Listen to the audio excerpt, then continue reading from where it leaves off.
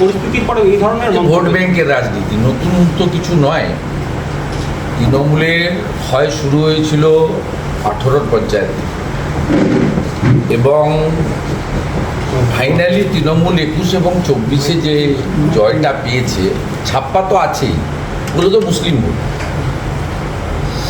মুসলিম ভোটে আমরা পশ্চিমবাংলার হিন্দুদের তখন থেকেই বলেছি পরিণতিটা কী হবে। 500,000-এর কাছে আত্মসমর্পণ করছেন, পরিণতিটা কী হবে।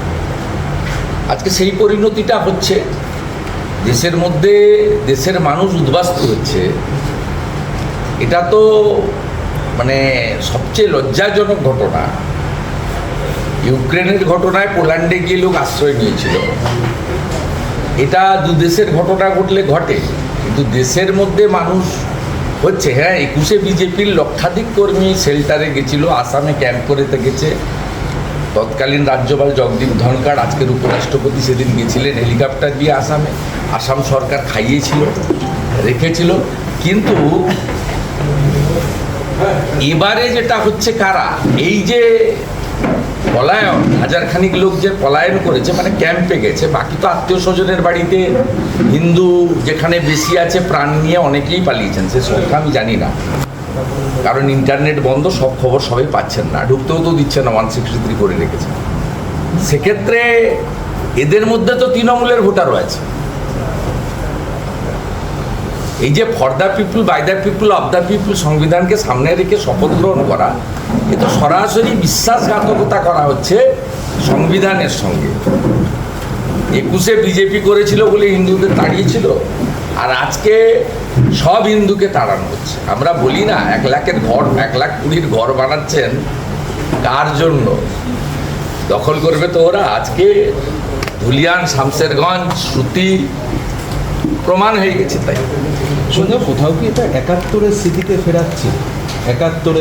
ফেরাচ্ছে মানে না না, এ তো সংখ্যা কমাতে চায়। আমরা তো সবাই বলছি 51-র ফার্স্ট সেন্সাসে আমরা হিন্দু এখানে 85।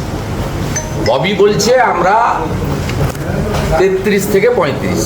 আমি তর্কের খাতিরে 33 ধরলাম। লাস্ট সেন্সাস হয়েছিল 2011-তে, তখন হিন্দু পপুলেশন ছিল 27%। আজকে অনেক জল গড়িয়েছে, 14 বছর, অনেক রোহিঙ্গা মুসলমান এসেছে।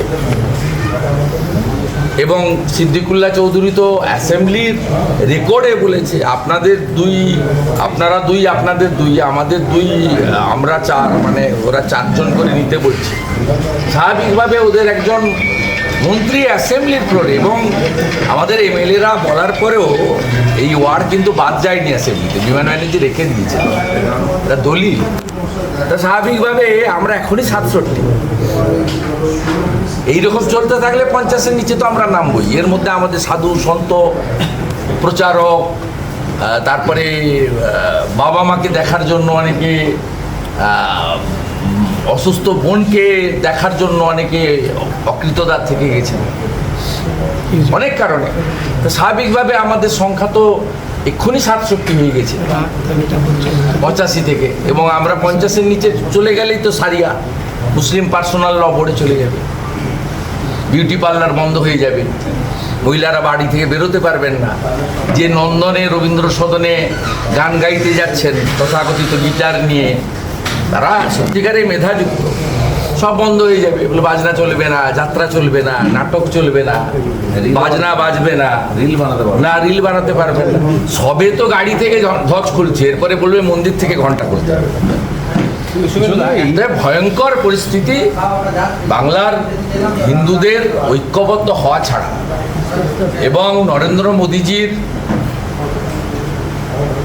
আশীর্বাদ জন্য একটি সরকার, যে সরকার সংবিধান রক্ষা করবে এবং সংবিধানের আর্টিকেল 25 থেকে 28 সকলে ধর্ম পালনের যে অধিকার।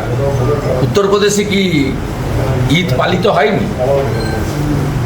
এরা তো ডিটেনশন ক্যাম্পে বলেন, মোদীজি তো চ্যালেঞ্জ করেছেন মহারাষ্ট্রে দাঁড়িয়ে, যে একটা ডিটেনশন ক্যাম্প আপনারা দেখিয়ে দেন কোথাও আছে। এবং আমরা বরাবরই বলি, ভারতীয়দের সঙ্গে তো বিজেপির কোনো লড়াই নেই, আমাদেরও লড়াই নেই। আমাদের বক্তব্য রোহিঙ্গা মুসলমানদের সঙ্গে লড়াই আমাদের, যারা অবৈধভাবে আসছে।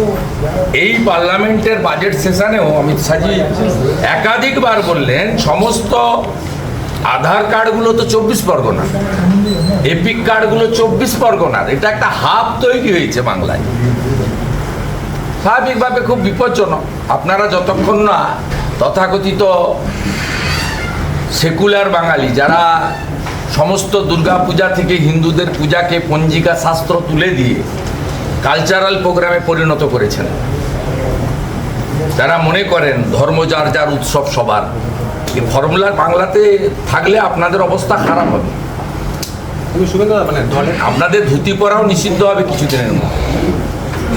বাঙালির যে ধুতি কালচার, এটাও বন্ধ হয়ে যাবে, চিন্তার কোনো কারণ নেই।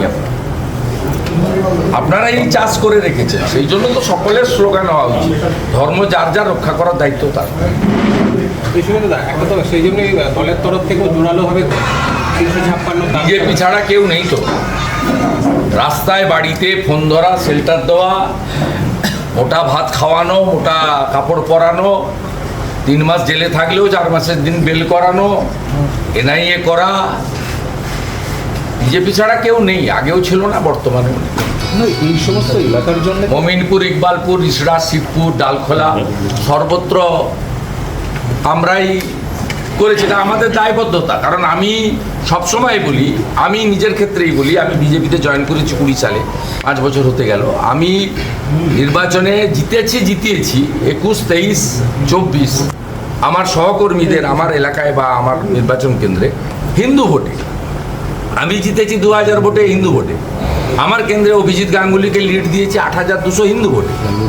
মুসলমান বুথে আমরা ভোট পাই না, অনেকে বলেন চায় না, আমার নামে বলা হয় যে কট্টর লাইন নিয়েছেন, ভালো হতে চাইছেন হিন্দুদের কাছে। কিন্তু আমি কখনোই বলিনি চাই না, আমি বলি পাই না। আমি লোকসভা ভোটের সময় রাষ্ট্রবাদী বলছিলাম, তারপরে ভোটে বাক্স খোলার পরে দেখলাম রাষ্ট্রবাদীও নেই। বিজেপি সংখ্যালঘু মোর্চার সভাপতি আব্বাস নন্দীগ্রাম 1-এর, তার বুথে বিজেপির ভোট 1টা। তাহলে কি হলো ভাই, 7টা ভোট তো তোর বাড়ির, যে দিব কি করে? 2500 টাকা ভাতা পাই। ইমাম বললেন নামাজ তো ঘরে পড়ে নিবি, মরে গেলে সেটা তো আমাকে গিয়ে পড়াতে হবে। এই বুথে যদি 2টোর বেশি ভোট বেরোয়, তোর বাড়ির কেউ ইন্তেকাল করলে আমাকে জানাজার নামাজ পড়াতে ডাকবি না, আমরা কেউ যাব। কি করব বলুন? আমার ঘরের লোক তো বয়স্ক লোক আছে, মারা যাবে, স্বাভাবিক জাগতিক নিয়ম, মারা যাবে। তখন তো আমি পারবো না জানাজার নামাজ পড়তে।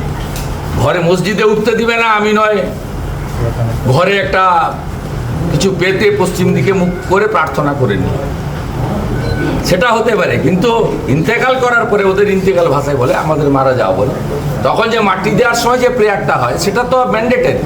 কি করবেন আপনি? হিন্দু জাগরণ ছাড়া এই মুহূর্তে কোনো বিকল্প রাস্তা নেই। হিন্দু জাগরণ তো কোথাও হয়েছে, তাই বিজেপি 2,33,27,000 ভোট পেয়েছে। আসন সংখ্যার নিরিখে হয়তো একটু কমে গেছে, কিন্তু বিজেপির ভোট তো ইনট্যাক একটা দাঁড়িয়ে আছে। 19, 21, 24 বিজেপি একটা 40%, 38 থেকে 40% ভোটে দাঁড়িয়ে আছে। এবং এই ভোটটা ম্যাক্সিমাম কেন, এই ভোটটা প্রায় হিন্দু ভোট, কিছুটা জনজাতির ভোট আছে, মানে আদিবাসী। এই এলাকার যে অশান্ত পরিস্থিতি আর নেই, চট্টগ্রামে বলুন, সব এখানে